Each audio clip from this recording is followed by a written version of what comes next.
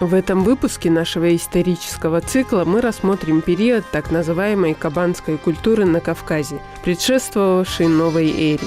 Наверное, как и любой период древней истории Кавказа, это время еще недостаточно изучено. Много вопросов, на которые предстоит найти ответы. Но результаты проведенных исследований позволяют сделать определенные выводы, представить картину в общих чертах. Кабанская культура, она впервые зародилась в эпоху поздней бронзы, когда еще не было железа, и потом появилось, уже начали плавить железо, это 7-8 век до нашей эры, где-то в этот период, и охватывает, вот, здесь у нас, на Северном Кавказе, она охватывает и период Средневековья, на мой взгляд. О кабанской культуре заговорили в середине XIX века, когда соответствующие находки стали известны широкой общественности. С этого времени начались и исследования ученых, в частности археологов. Название «исторический период» получило от селения, у которого был найден богатый могильник, относящийся к этой культуре. Памятники и предметы этой культуры были известны, конечно, из середины XIX века, но широкой научной общественности он стал известен после 1860-х годов, когда в ущелье реки Гизельдон на территории современной Северной Осетии был весенний паводок, и этот паводок обвалил берега упомянутой реки, и в результате обнаружились в значительном числе интереснейшие своеобразные бронзовые предметы. Впоследствии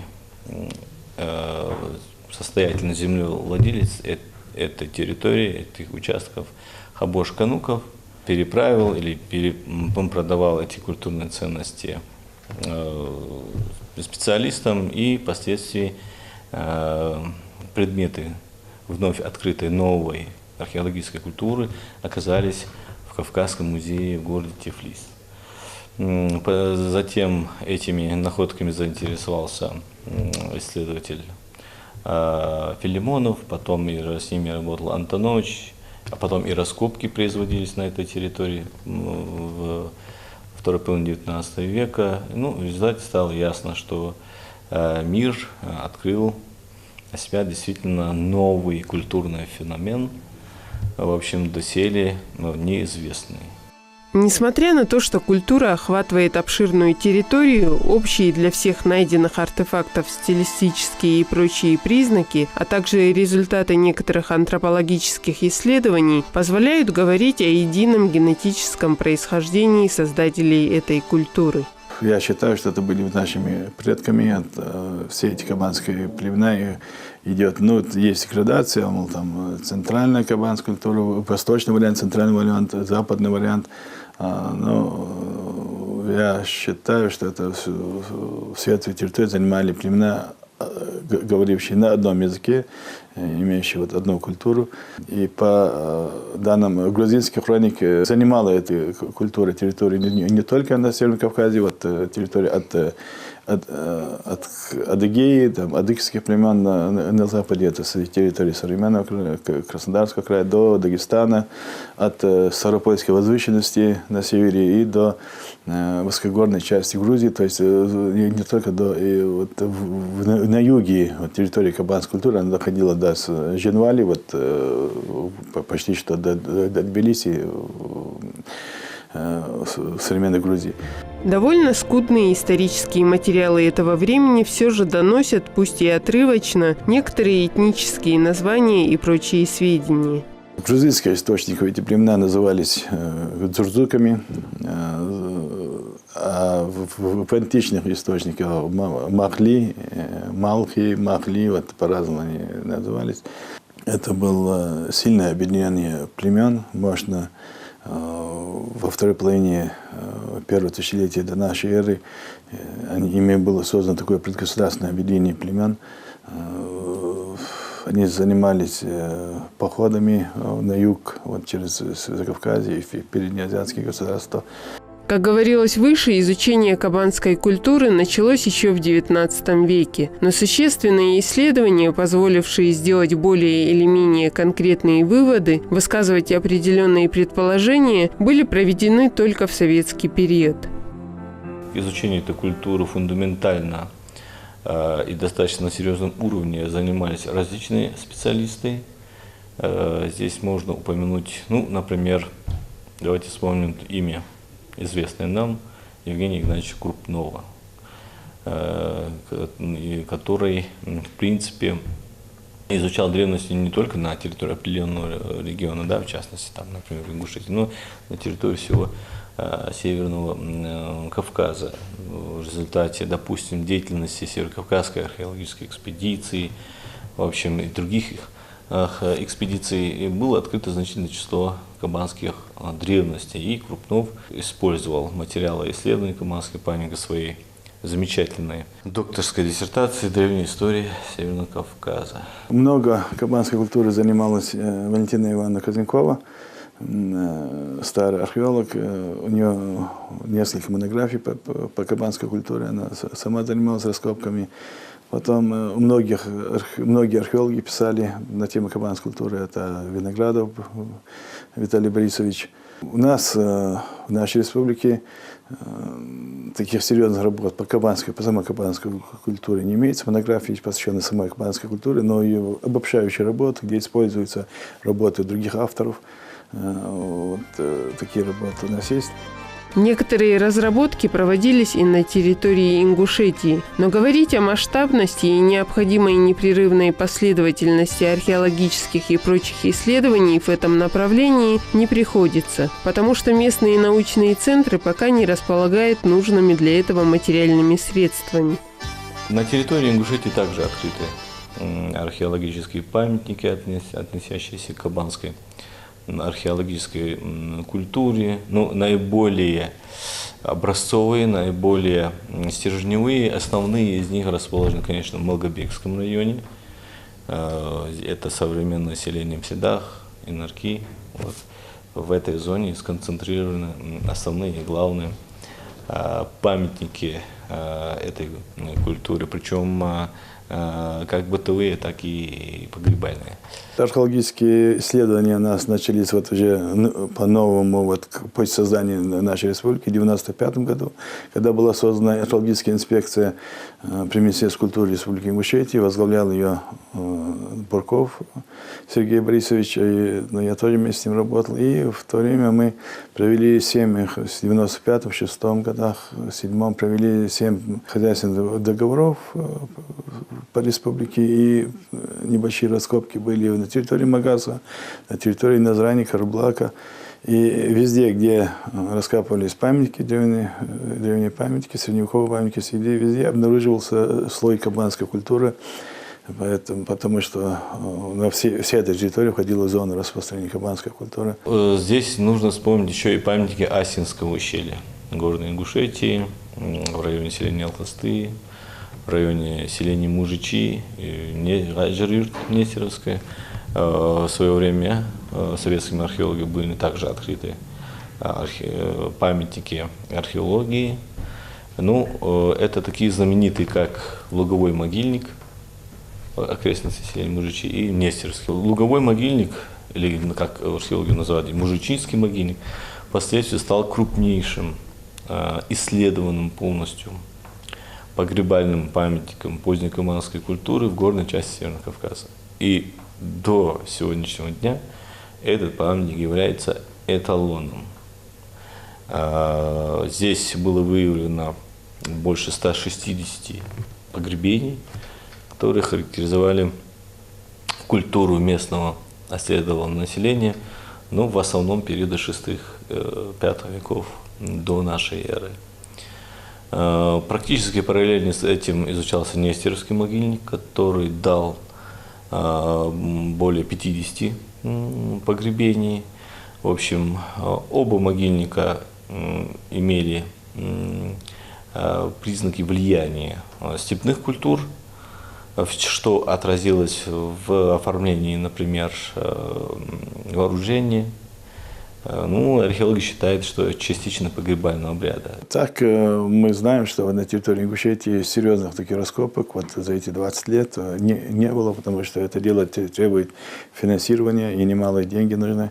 И вот сегодня у нас нет, в нашей республике нет таких денег для археологии, для археологических раскопок, для науки.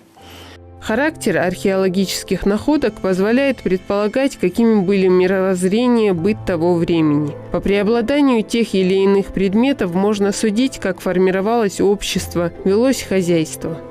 Период активности степных племен и постоянных военных столкновений.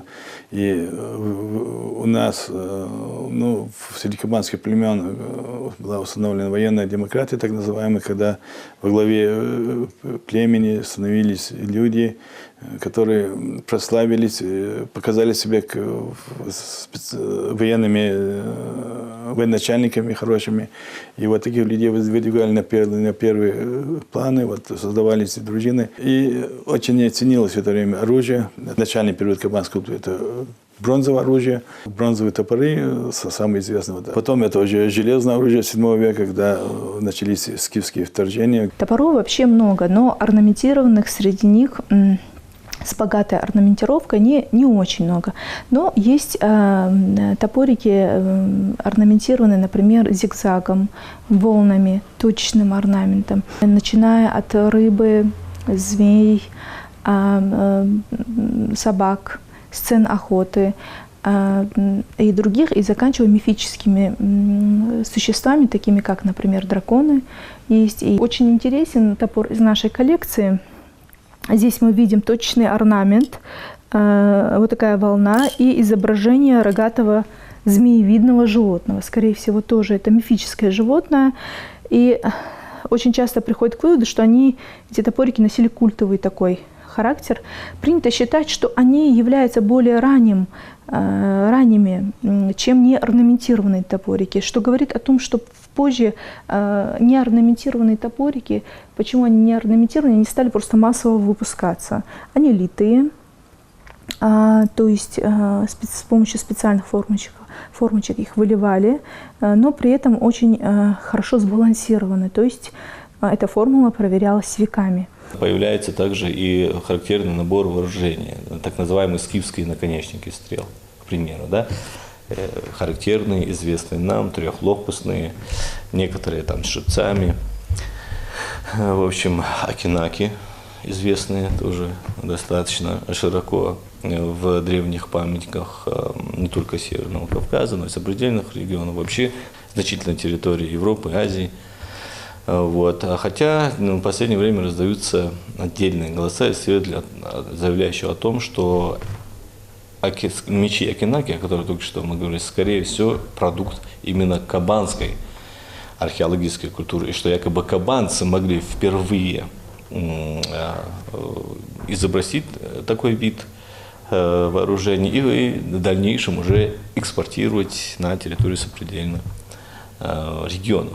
Обширный временной промежуток существования этой культуры на территории Центрального Кавказа. Это почти тысячелетие на самом деле. И вплоть до новой эры практически, значит, эта культура существовала на этой территории. Да, она менялась, да, было много трансформаций каких-то определенных. Все-таки многие мотивы этой кабанской культуры, они были очень живучие и устойчивые. Перешли далее в элементами и в скифскую, и в аланскую, и потом уже даже вот эти мотивы, например, некоторые орнаментальные мотивы, они отразились в декоративно-прикладном искусстве уже позднего Средневековья многих народов, поскольку налицо культурное взаимовлияние народов Кавказа и не только Кавказа. Дело в том, что очень многие предметы стилистики кабанского периода, они были оберегами, то есть магические предметы. Магические предметы, как правило, по словам ученых, они не продавались, не покупались, но зато очень успешно заимствовались друг у друга. В некоторой степени об этом периоде можно узнать из фольклорных материалов. Ингушский нардский эпос, мифология содержат интересные сведения, которые, возможно, нельзя рассматривать как исчерпывающий источник, но подсказывающие направления для дальнейших поисков и исследований. В этот же период, вот, как многие исследователи считают, зародился и нардский эпос, вот, такой, период такой военной активности, это прославление этих вождей военных. О божествах языческих трудно говорить, потому что они постоянно в течение времени менялись. Вот какие божества были в те времена, какие потом появились позже. Они же заменяют друг друга. У нас вот, мы еще вот, в 19 веке у нас была известна вот, последний период, когда шла фиксация этих фольклорных произведений, была вот так, популярная богиня Тушоли. А в языке у нас сохранилось выражение Кукли-хан, то есть во времена Кукали, очень далекое время, богиня Кукали, которая выполняла те же функции, что и Тушоли, богиня плодородия. И вот такие древние божества у нас в языке вот, есть зафиксированные вот, в отдельных фольклорных произведениях, но которые уже давно были забыты в XIX веке, когда фиксировались вот эти данные этнографии, как божество Тха, которое обитало на Казбеке, и считалось, что он сотворил весь мир, и тех же нартов, и у которого потом ингушский Прометей Курка вот он, добыл барашков и тростник. В основном предметы в период кабанской культуры изготавливались из бронзы. Лишь на завершающем этапе, когда было освоено железо, стали появляться и соответствующие изделия. Из бронзы изготавливали оружие, всевозможные бытовые предметы, включая посуду и даже украшения. Изделия того периода выполнены с большим вкусом, отличаются строгостью и изящностью форм. Это говорит о том, что у живших в то время людей было художественное восприятие мира. Изображения на предметах можно разделить на часто встречающиеся и очень редкие, чуть ли не единичные. Особенно многочисленные изображения таких животных, как баран, олень. Примечательно, что характерные для кабанской культуры орнаменты, символы и прочие изображения практически в том же виде встречаются на предметах и объектах материальной культуры ингушского народа до самых поздних периодов, что говорит о явной преемственности. Одним из самых распространенных изображений кабанского периода, как в предметах материальной культуры, так и просто на линейном орнаменте, это спираль. Спираль издревле считалась магическим знаком. Дело в том, что именно в погребениях мальчиков находят большое количество нужных спиралевидных браслетов. Они довольно большие, и отмечается, что именно маленьких мальчиков, у подростков находят такие спиралевидные браслеты. Очень интересен тот факт, что они тоже обладали магическим свойством, но интересен также тот факт, что такие же находят, например, в Восточной Европе. Были также ручные браслеты, которые завершались тоже спиралью. Все они имели магические свойства, поскольку по размерам браслетов мы можем судить, что они тоже были детские. То есть мы приходим к выводу, что детей оберегали всевозможными изделиями из металла. Амулетики встречаются в виде руки. Очень интересно, в виде кисти руки, а также в виде руки от локтя. Эти амулетики тоже распространены на довольно обширной территории Кавказа. И изображение руки вплоть до поздних времен, считайте, что почти до конца XIX века, носило обережный характер, тоже было магическим знаком. Часто его сравнивают со знаком солнца, с лучами солнца. Например, Акиев Хасол Талхастович считает, что это тоже, то есть ладонь – это само солнце, и пальцы – это лучи от него, и вот поэтому оно именно с распростертыми пальцами. До позднего времени такие изображения руки встречались на петроглифах, на стелах. Встречались они на башнях, мы знаем, на штукатурке, как жилых башен, так склепов, так и боевых башен. И в большом количестве они встречаются не только у нас, но и на территории современного Дагестана, современной Чечни, Осетии, Кабардино-Балкарии. Был какой-то единый культурный пласт с постоянным синтезом, то есть с постоянными вкраплениями, они с друг другом обменивались.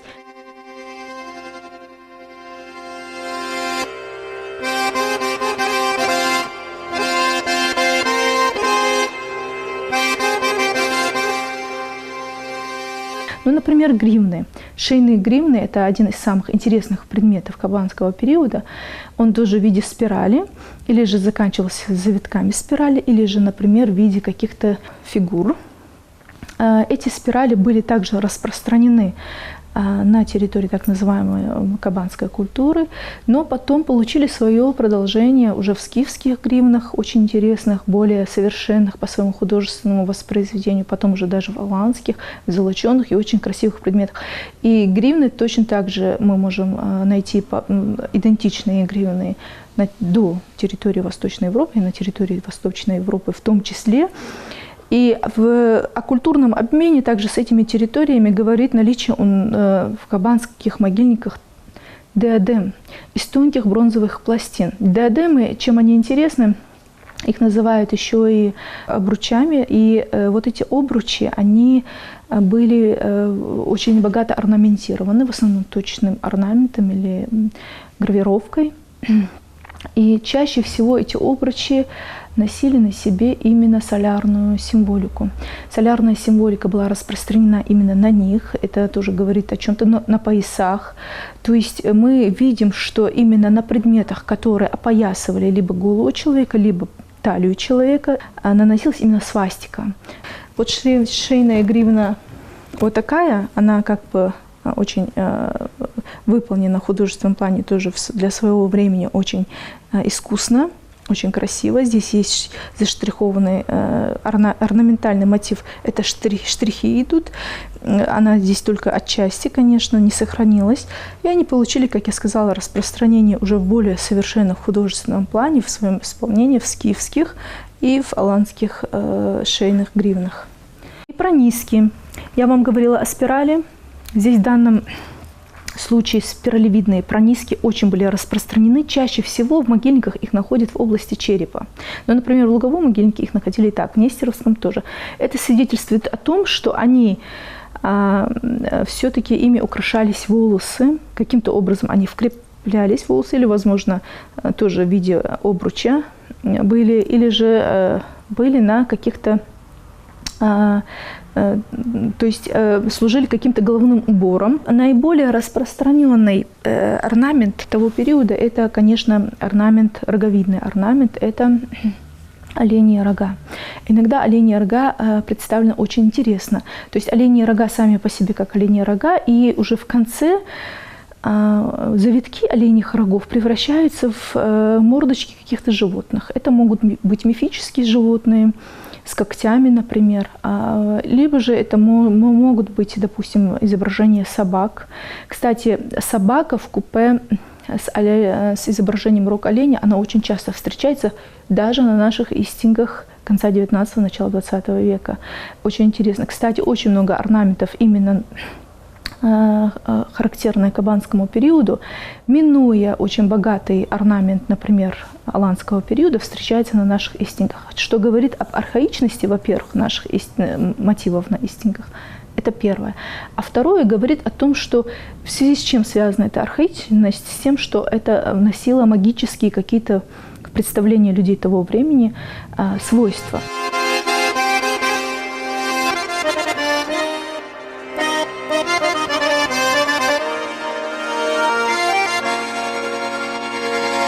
Фибулы и булавы, как правило, заканчиваются опять-таки спиралью. Очень интересно то, что все-таки спираль – это одно из центральных композиций кабанского периода, кабанцев.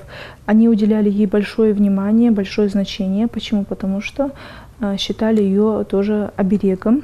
Несмотря на то, что изображения многих животных и других существ были довольно в художественном плане выполнены очень искусно, тем не менее у них есть какая-то своя стилизация. Эта стилизация меняется постепенно. И вот здесь изображение головы барана. Вот такое, рога довольно большие, мордочка поменьше. Но есть наоборот, когда рога маленькие, а мордочка побольше. Вот сейчас я вам покажу. Вот здесь тоже, да, это изображение уже горного козла. Изображение горного козла. И вот этот орнаментальный мотив, он сохранился в нашей орнаментальном искусстве вплоть до первой половины 20 века. Очень распространен и на наших истингах, и на нашей вышивке. В могильниках кабанского периода очень много найдено культовой посуды, помимо другой керамики. Здесь есть культовая посуда. Вот здесь интересная чашка из бронзы. Она оригинальная очень, скорее всего. Ее размеры свидетельствуют о том, что тоже использовалась в культовых обрядах.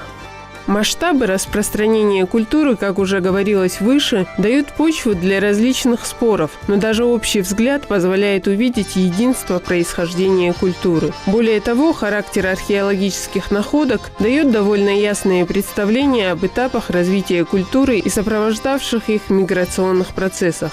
Территория распространения, конечно, кабанская культура была значительна. Да? Она покрывала территорию современной западной части Чечни, Ингушетии, Северной Осетии, Кабардино-Балкарии, Карачаево-Черкесии и юг и, Ставропольского края, и частично высокогорную зону современной Грузии или Двалетии древней, как ее обычно называют авторы, вот на этой территории.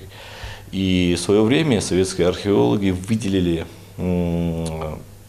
различные варианты культуры: западный, там, центральный, восточный вариант. Были попытки еще и формулировки, связанные с степным, так называемым вариантом кабанской культуры, но в основном эта идея была как бы не принята Кавказовед. Поэтому вот центральный, западный, центральный, восточный варианты кабанской археологической культуры. То есть для каждого варианта культуры характерны свои какие-то культурно-исторические признаки. Активные миграционные процессы, они засвидетельствованы на территории Кавказа с глубокой древности. Некоторые ученые считают, что даже в каменном веке были активные перемещения людей. А что и говорить о такой эпохе, как эпоха средней бронзы, да, середины этой эпохи. Вот.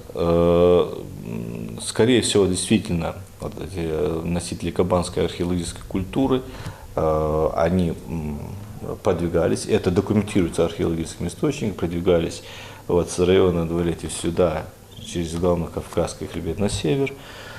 Дальше эта волна шла на центр, на центральный Кавказ, восточный, северо-восточный и вот северо-западный.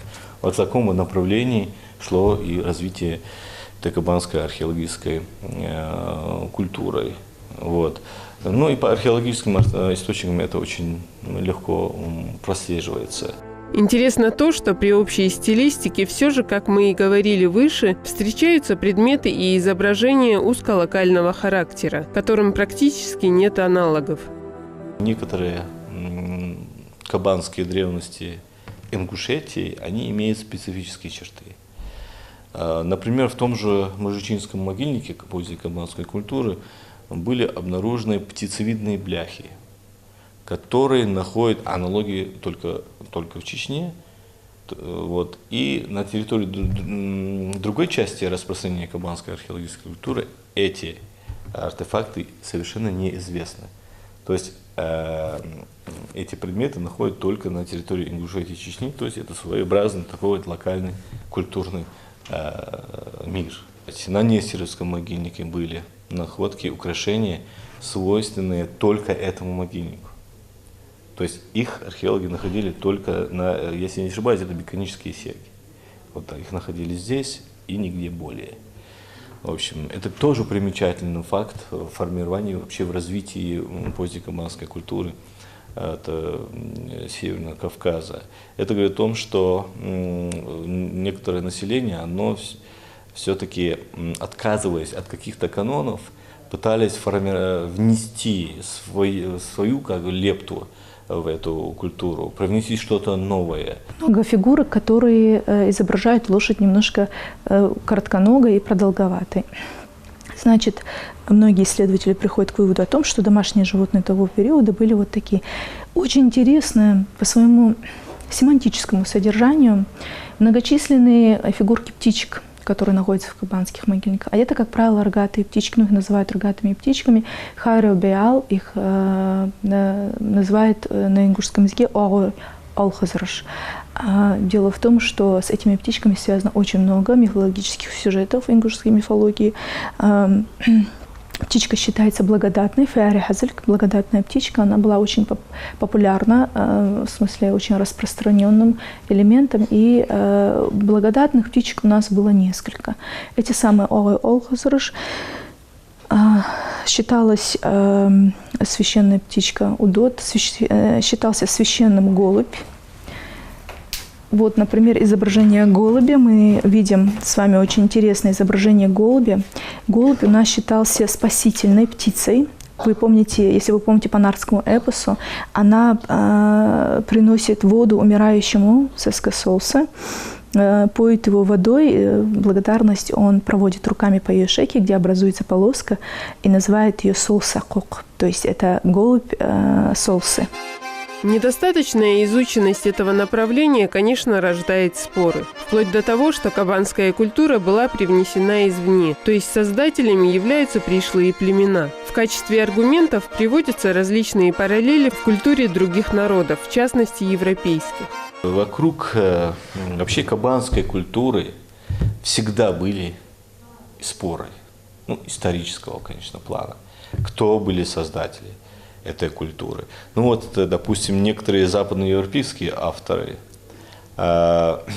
сравнив морфологические признаки, допустим, предметов кабанской культуры и гальштадтской культуры в Европе, в свое время заявляли, что создателями кабанской археологической культуры были европейцы из района Придунавия, к примеру, да, те же Гальштадт. Но в 1935 году наш замечательный советский археолог Есин, изучив металлургию и металлообработку древнейшего населения Кавказа, в том числе и кабанской, доказал всю беспочвенность заявлений, которые делали эти западноевропейские авторы, что бронзовые предметы, вообще металлообработка, металлургия кабанцев, она имеет сугубо местные истоки. Она базировалась на местной историко-культурной и природной даже основе. Почему? Потому что, смотри, для того, чтобы развивалась металлургия, развивалась металлообработка, необходимо что? Необходимы залежи полезных ископаемых, тех же руд, допустим, медных руд. Так их исследователи и нашли на территории горной части Кавказа. То есть древние заброшенные медные карьеры, штольни, шахты, которые те же кабанцы, то есть древнее население Кавказа, добывало руду. Причем добывало как открытым способом. Да, то есть они забирали те залежи, которые фиксировались на поверхности. Но и делали также зондажи, делали шахты. То есть шла подземная обработка. И в раннюю бронзу, и в среднюю бронзу, и в период поздней бронзы Кавказ был, наоборот, источником культурных импульсов, которые достигали иногда Поволжья, причерноморской зоны, юго-восточной Европы и так далее. То есть Кавказ, допустим, территорию которой мы занимаем, он, наоборот, сам влиял на культурные, исторические и иные процессы определенных регионов. Серьезные специалисты в этой области давно доказали, что кабанская культура имеет сугубо местные корни. Она генетически связана с так называемой северокавказской археологической культуры. И даже некоторые ученые заявляют, что это поздний этап северокавказской археологической культуры, то есть культуры, которая предшествовала здесь, на Кавказе, кабанской. Вот. Поэтому, если говорить о происхождении кабанской культуры, то это здесь, здесь, на Кавказе. Она рождена здесь, на Кавказе. Серьезные споры вызывает вопрос генетического происхождения и преемственности с культурой современных народов. Возможно, что создатели кабанской культуры были в этническом отношении таким единым целым. Конечно, нельзя и отрицать кое-какие вкрапления иноэтничные, но в целом представляется, что это было такое ядро, да? Это была общность общего генетического происхождения, скорее всего, говорившая на одном языке и практиковавшая одни и те же идеологические представления. Если внимательно исследовать все эти предметы, относящиеся и к кабанской, и к аланской.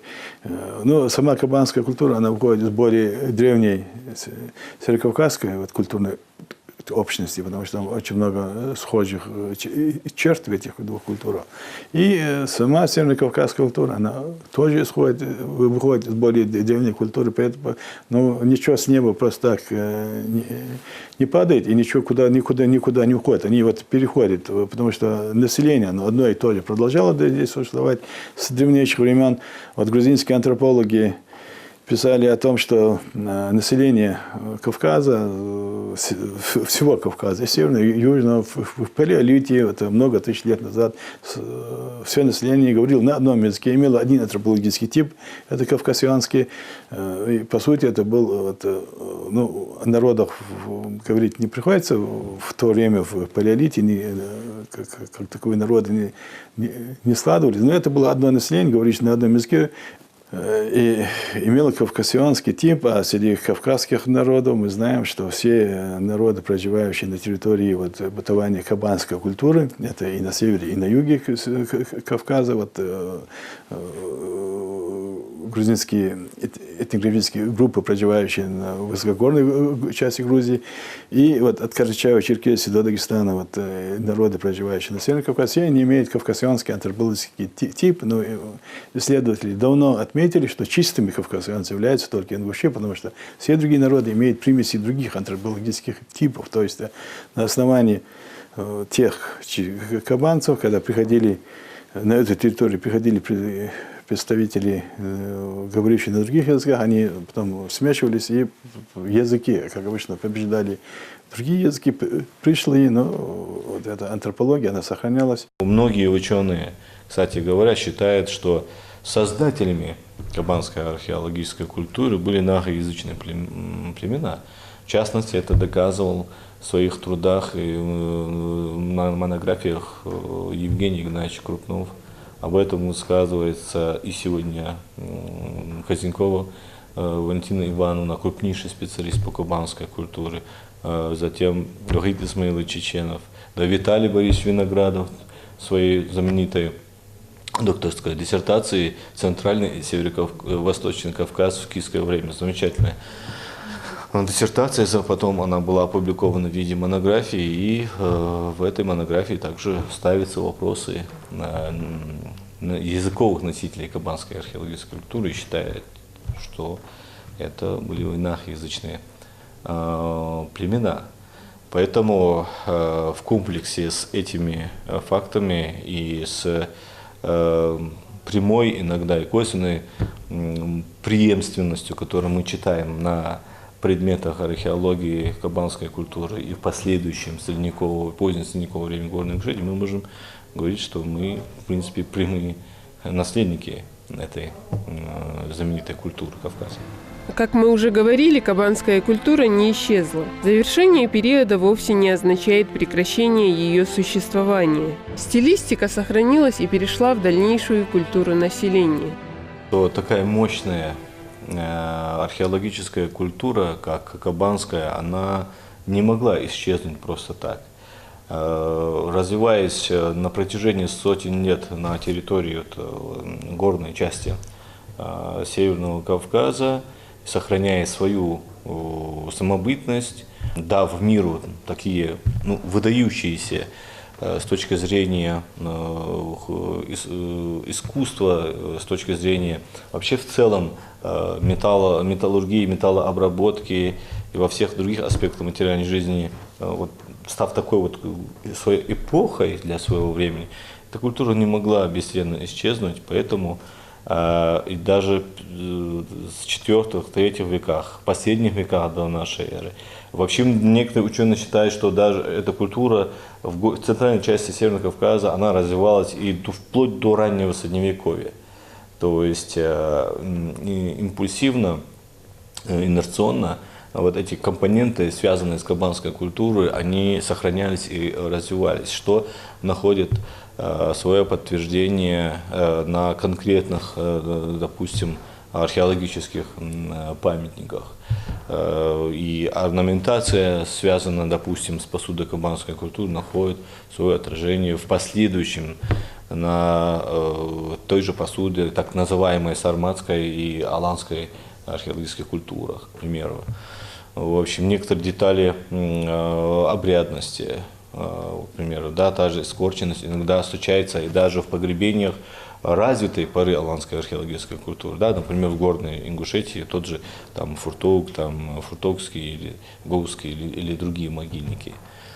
Вот, поэтому можно говорить о том, что современный наш ингушский народ, да, в его культура этого народа, она переплетена с кабанской археологической культурой древности, несмотря на то, что между современной эпохой и эпохой формирования, развития и финала, то есть заката кабанской археологической культуры, прослеживается большой хронологический разрыв, но тем не менее рудиментарно отголоски, элементы этой культуры встречаются в материальной и духовной культуре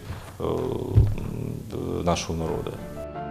Говоря о кабанской культуре, нужно еще раз повториться и сказать о том, что здесь еще много неясного, требующего детального изучения. Конечно, чтобы составить подробную и ясную картину, нужны масштабные исследования, а затем и тщательный всесторонний анализ результатов. Только тогда можно будет делать какие-либо окончательные выводы. Считается, что антропологические кабанцы были носителями кавказионского типа большой европеоидной расы. А многие ученые еще вообще считают, что именно кавказионский тип, в кавказионском типе сосредоточены, наоборот, исконные признаки всей европеоидной расы. То есть истоки, генез европеоидной, так называемой расы, имеется здесь на Кавказе. Да, вот отсюда и пошло начало. В общем, и вот кабанцы тоже считаются относящимся именно к этому типу. Что связывает антропологически нас, конкретно ингушей и кабанцев? Вот у нас есть проект, который мы уже начали осуществлять в этом году, но начали мы прежде всего с средневековых склеповых строений Горной Ингушетии. У нас уже был первый полевой этап, мы осмотрели, изучили порядка 60 черепов, 60 индивидуумов. В общем, в последующем мы будем работать и на памятниках более древнего времени, в том числе и кабанских, которые у нас отмечаются, допустим, в районе Мужичей и сегодня они фиксируются, они и сегодня нами зафиксированы в окрестностях селения Псидах, Инарки. В общем, причем это не те объекты, которые были известны в советское время. Это совершенно новые археологические объекты, которые выявлены нами в процессе полевых археологических работ. На мой взгляд, чтобы ставить широко вопросы, связанные с антропологией, конечно, то тут нужен массовый материал. То есть не исследование 1, 2, 10 погребений, а сотни погребений, а желательно и тысячи. Потому что только в результате исследования большого материала, значительного материала, мы сможем действительно понять, допустим, автохтонное ли развитие этих племен, было ли здесь вкрапление этничных каких-то групп, если были, с какой стороны, со стороны степей, со стороны, там, я не знаю, Средиземного моря, Причерноморья или со стороны юга. Только после проведения археологических исследований антрополог может работать с антропологическим материалом, а палеогенетик с генетическим материалом. Поэтому, конечно, прежде всего археологические исследования. Вообще, я считаю, что должна была быть задача по комплексному исследованию. Это что и в принципе приветствуется в современной науке. Именно междисциплинарный подход считается наиболее приоритетным в исследовании тех или иных археологических памятников. И часто можно видеть, что вместе с археологом работает антрополог, палеогенетик, почвовед, палеозоолог и так далее. Этим можно получить максимум научной, максимум исторической информации. Поэтому вот объединение усилий ученых различных сфер дало бы очень много положительного в изучении и понимании в целом культурно-исторических процессов, которые происходили вот в древности, в Средневековье на территории Кавказа, на территории нашего региона. Необходимость исследования кабанской культуры, как и древней истории вообще, не вызывает вопросов. Чтобы правильно строить будущее, нужно знать прошлое.